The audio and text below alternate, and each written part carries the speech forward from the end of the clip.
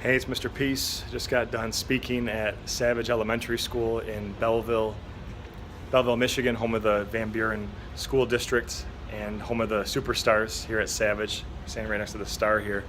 But the main focus of today's talk dealt with anti-bullying and choosing to look at someone's heart first and foremost, right?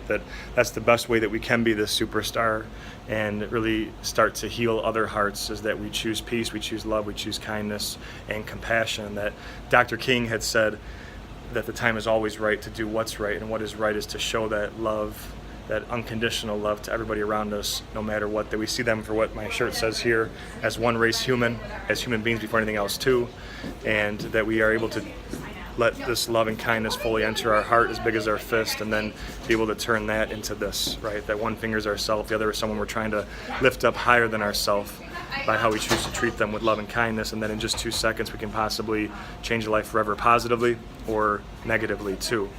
And part of that also is an understanding of our worth, and that we're all miracles. M on all of our palms, M for miracle, the lines on our hand, upside down W for worthy, that we're worthy of love, to give it and receive it, and that all of us can make this choice to shine and be that light to someone's heart, just like a star, right?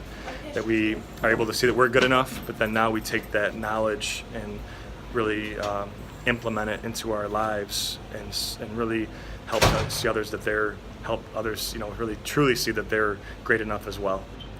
So it was a beautiful day. Had a lot of students come up to me after, they've been through some pain, they've been through some loss, but they understand that the best way to honor the legacy of those that they lost is by how they choose to live, that person still lives on in their heart through their actions and through their words, and that they're going to choose kindness. So just a very inspiring day. Beautiful people here. Thank you for touching my heart. Hope to see you again one day soon. Until then, much love.